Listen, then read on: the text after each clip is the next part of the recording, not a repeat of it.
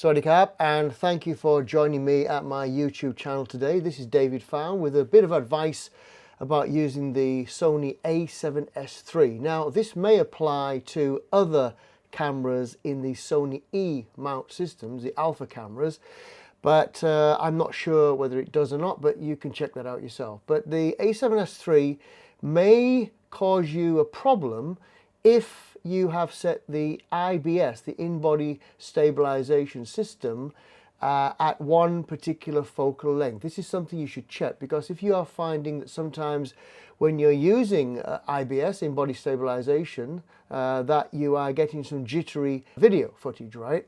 That can happen.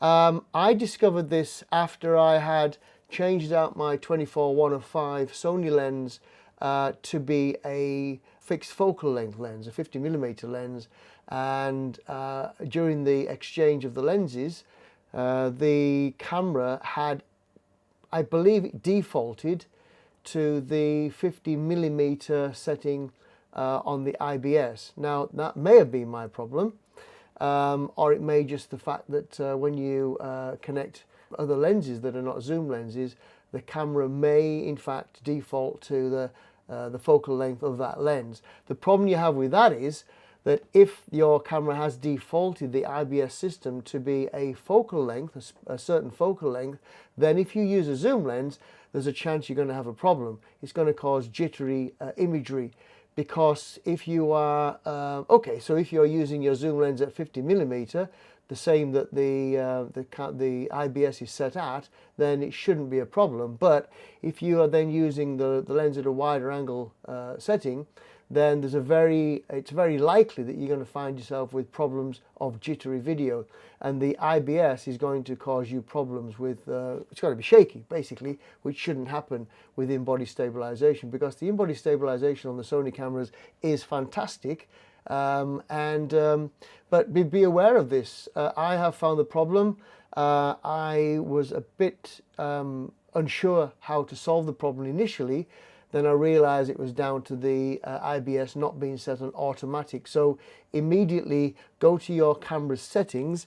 I'll show you how to get into that with a close-up of that. But essentially, you'll go into your camera's settings, and I'll go down to where it shows the film strip, come across and go right down to the bottom, come across one more, and you have image stabilization, and then the steady shot.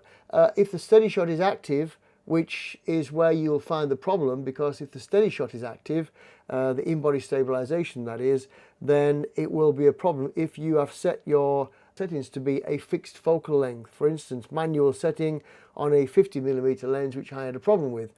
Go back to that, make sure that your camera setting is on auto, because the camera will always detect the focal length of the lens, and therefore, if it's a Sony lens that is, if it's a Sony lens, the E-mount lenses with the electronic connections to the camera, of course, the settings can be set automatically.